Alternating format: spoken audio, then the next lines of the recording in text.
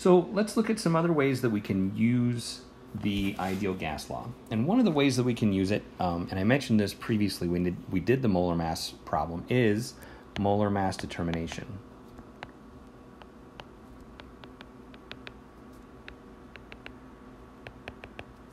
Okay. And in the example that we did earlier, we separately solved for moles and then divided by mass, but we don't have to. So if molar mass, I'm going to use capital MM for molar mass, if molar mass equals mass over moles, grams per mole, then I can rearrange that and say moles equals mass over molar mass. Right? Then I can plug that into the ideal gas law, and what we get is a version of the ideal gas law that looks like this. Mass times RT divided by molar mass. So if I wanted to, I could rearrange and solve directly for the molar mass.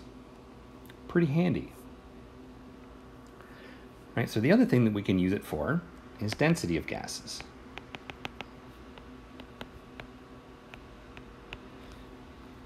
And I love this stuff because it's incredibly clever. So with density of gases, so density equals mass over volume. And don't we have mass and volume in our ideal gas law as it's rearranged for molar mass? So get this. So density equals mass and mass over volume. So if PV equals mass RT over molar mass, I can rearrange that and say density equals mass over volume equals molar mass times pressure over RT. Okay? And in the end, all I have done is rearrange this equation.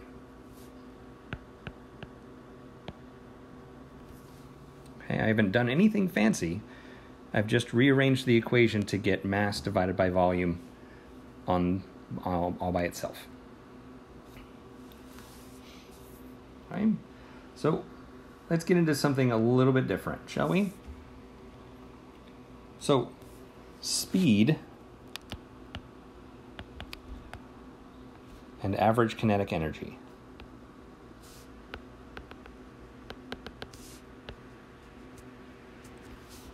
Okay?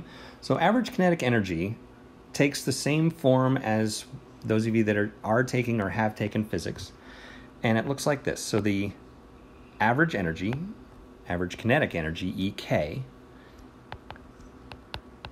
1/2 the mass times the velocity squared. In this case, we're going to say mu RMS, and I'll explain what that is, squared.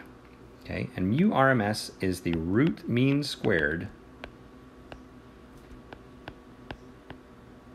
velocity. Okay, so it's an average of the velocity of particles, the root mean squared of it.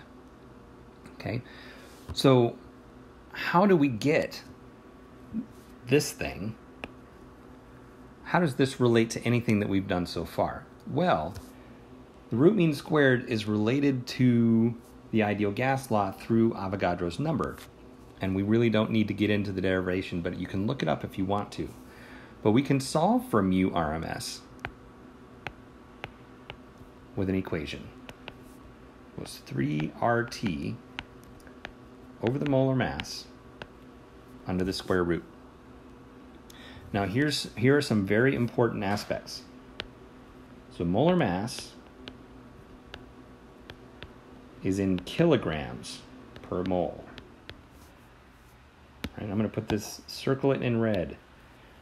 Kilograms per mole. Okay, why is it that way? Because R is related to energy now.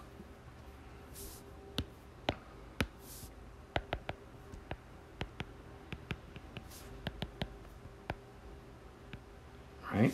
So we started this talking about energy, right? So if we're dealing with speed and velocity related to energy, we need R to be related to energy. So here, R equals 8.314 joules per mole Kelvin. Okay, and remembering that a joule equals a kilogram times meters squared over seconds squared. Right, so this, kilograms, is why we need our molar mass to be in kilograms. Now, R is still referred to as the gas constant. Okay, R is always the gas constant. But depending on how you're using R, what units you're using R, it can take on slightly different numerical values. So previously we were dealing with liters and atmospheres, so it was 0.08206. Here it's related to joules, so through some conversions we end up with 8.314. Okay, so how do we apply this information? So let's come to a slightly less jarring color than the red, and let's answer a question. So which has a greater mu RMS, greater velocity at 25 degrees C? Ammonia, oh, that was weird. Ammonia or ammonia gas or hydrochloric acid gas. Okay? Molar mass will tell you.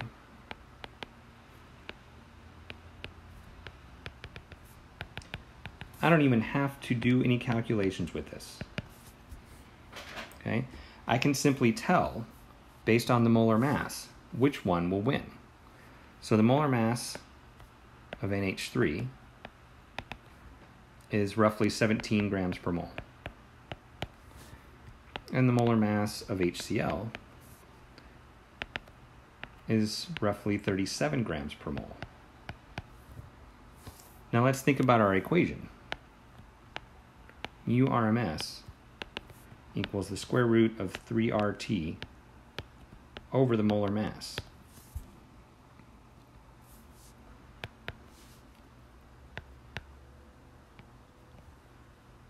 Smaller equals faster.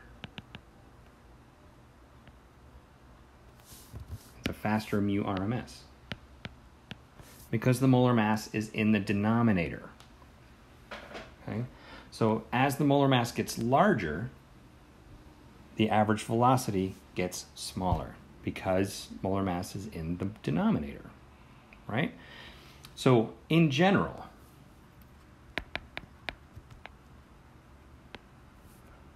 smaller gases, smaller, lighter gases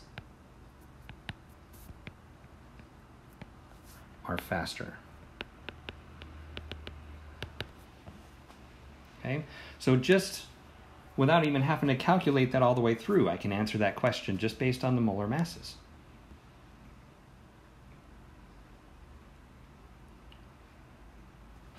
Okay, so we have one more main topic, and it's the topic of diffusion versus effusion. Okay, two different things. So diffusion is defined as migration due to random motion. Okay, essentially you put some gas particles in a container, and then due to random motion they will eventually migrate out and fill the space. They're going to diffuse into the space. Now, effusion, on the other hand, is escaping through a hole or orifice.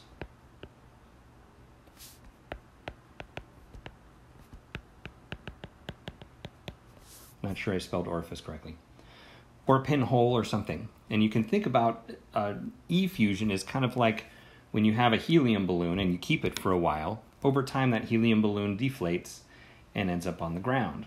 And that's because the individual molecules inside that those individual atoms of helium are finding molecular-sized holes in the latex and escaping through tiny holes. So over time, your helium balloon deflates because there's quite literally less gas in there. Okay, so we're going to be focusing on effusion. Okay, we're not going to worry about diffusion. It's just important to know the difference between the two. So the rate of effusion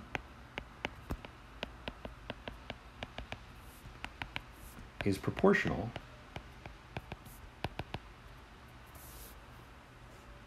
to the molecular speed.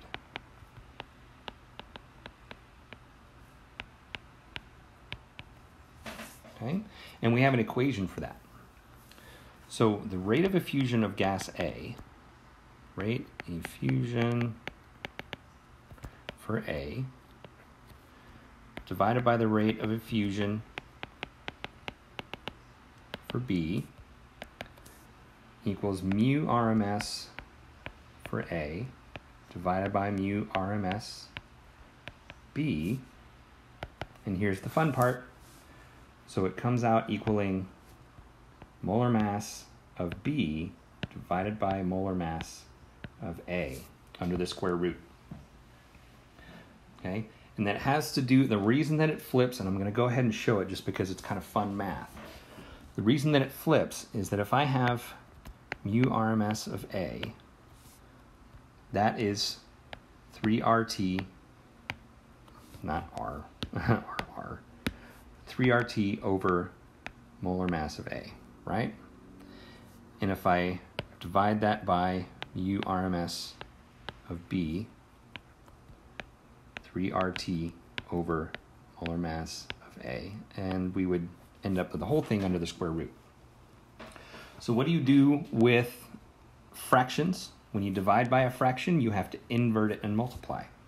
So that's the same thing as saying 3RT over molar mass of A times molar mass of B over 3RT. So the 3RTs cancel out, leaving us with molar mass of B over molar mass of A. Okay, but all of that aside, this is your important thing to keep in here. Okay, so with this, since the rate of effusion is directly proportional to the molecular speed, smaller, faster gases effuse faster. Okay, and heavier components, heavier, slower components effuse slower. Okay. So let's do, for our very last thing, let's do a practice problem of that type. So if 2.2 times 10 to the minus 4 moles of N2 gas effuses in 105 seconds, how much hydrogen gas will effuse in the same time?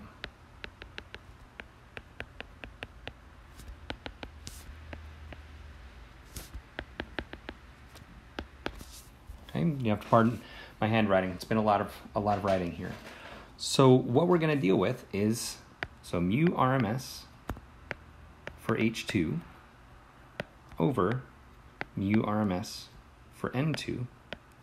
And it doesn't matter how I do this. I could put N2 on top. It really doesn't matter. Equals the molar mass of N2 over the molar mass of H2. The important thing is that when I put them under the, go for the molar mass and put it under the square root, I need to make sure that I put B on top. I need to flip them. Okay, so let's see. So we have some X number of moles of H2 in 105 seconds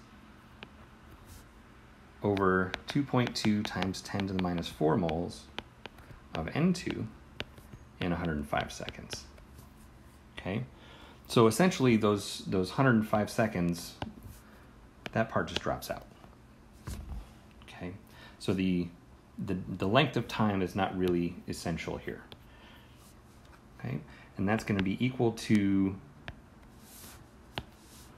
28.014 grams per mole of N2 divided by 2.016 grams per mole for H2, all under the square root.